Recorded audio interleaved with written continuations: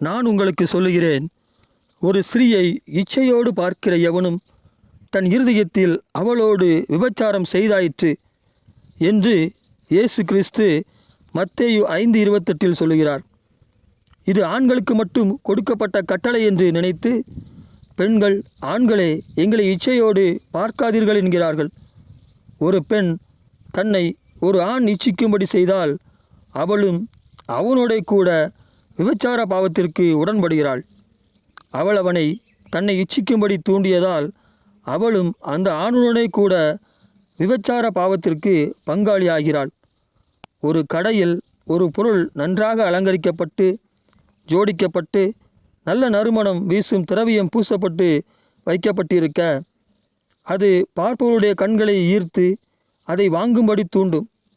அது அப்படி மற்றவர்களை கவரும்படிதான் அலங்கரிக்கப்பட்டுள்ளது. நறுமண திரவியமும் பூசப்பட்டுள்ளது. உண்மையில் அந்த பொருள் மற்றவர்களை இச்சிக்கும்படி தூண்டி வாங்கச் செய்கிறது. அதை ரசிக்கிறவர்கள் மற்றவர்களிடத்திலும் அதை பற்றி சொல்லுவார்கள். அவர்கள் அந்த கடையின் வழியே செல்கிற பொழுது அவர்களையும் இச்சைக்கு தூண்டுகிறது. அதனாலே பெண்களை குறித்து பவுல் சொல்கிறார், ஸ்திரீகளும் மயிரை பின்னுகிறதினாலாவது பொன்னினாலாவது முத்துக்களினாலாவது விலையேறப்பட்ட வஸ்திரத்தினாலாவது தங்களை அலங்கரியாமல் என்று 1 தீமோத்தேயு 2:9 சொல்லுகிறார். கிறிஸ்தவ பெண்களும் மற்ற பெண்களும் எப்படி வேண்டுமானாலும் நடந்து கொள்ளட்டும். கிறிஸ்தவ பெண்களும் மற்ற பெண்களும் எப்படி வேண்டுமானாலும் நடந்து கொள்ளட்டும். ஆனால் பிதாவாகிய தேவனுடைய முன் அறிவிப்பின்படியே ஆவியானவரின் பரிசுத்தமாக்குதலினாலே கீழ்ப்படிதலுக்கும் இயேசு கிறிஸ்துவின் இரத்தம் தெளிக்கப்படுதலுக்கும் தெரிந்து கொள்ளப்பட்ட பெண்கள் எப்படி நடந்து கொள்ள வேண்டுமென்று அப்போஸ்தலனாகிய பேதுரு சொல்லுகிறார்.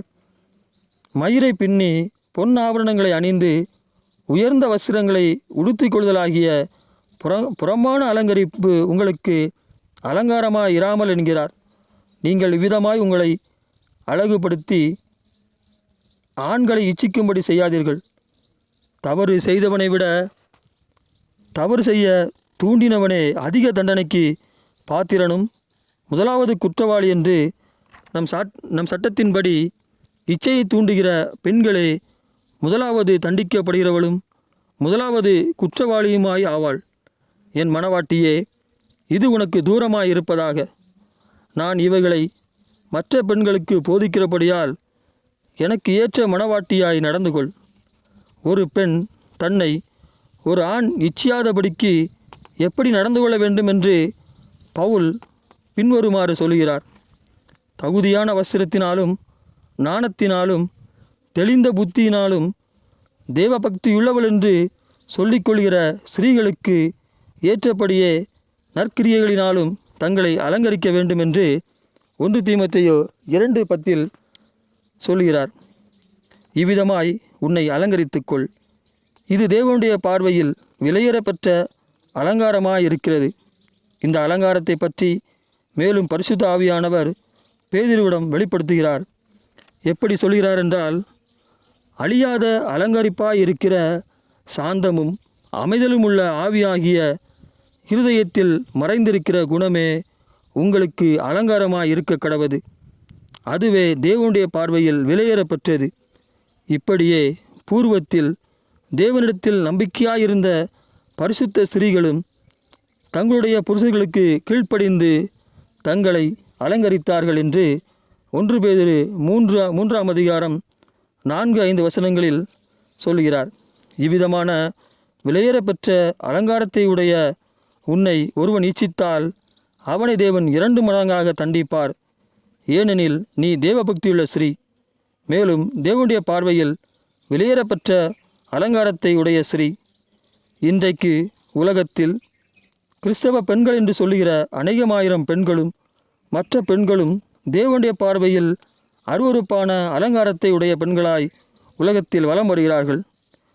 கையில் வேதாகமத்தை வைத்திருக்கிற இப்படிப்பட்ட பெண்களும் மற்ற பெண்களும் தேவனுக்கு அருவருப்பானவர்கள். ஆனால் பொல்லாங்கனுடைய புத்திரருக்கோ இவர்கள் நல்ல காட்சி பொருள். இச்செய்தியை கேட்டு ராஜ்யத்தின் குமாரத்திகள் பிசாசினால் வஞ்சிக்கப்பட்டதை அறிந்து இனி தேவனுடைய வார்த்தையின்படி நடந்து கொள்வார்கள். ஆனால் பொல்லாங்கானுடைய பிசாசின் குமாரத்திகளோ கீழ்ப்படியாமையினால் அவர்களுடைய பிசாசின் குமாரர்கள் இச்சிக்கும்படியாக நடந்து கொள்வார்கள். ஏனெனில் உலகத்தை விபச்சார மையமாக்கி நோவாவின் காலத்திற்கும் லோத்தின் காலத்திற்கும் இழுத்து செல்ல வேண்டுமல்லவா? இவர்கள் வஞ்சிக்கப்பட்டதை அறியாமல் இருக்கிறார்கள். கர்த்தருடைய வார்த்தையை கையில் வைத்திருக்கிற பெண்களே, அநேகமாயிரம் பேர் வஞ்சிக்கப்பட்டால் கர்த்தருடைய வார்த்தையை அறியாத பெண்கள் எவ்வளவாய் வஞ்சிக்கப்பட்டிருப்பார்கள். இவர்களே இப்படி நடந்து கொண்டால் இவருடைய குமாரர்களும் குமாரத்திகளும் எப்படி நடந்து கொள்வார்கள்? இவர்களை குறித்து,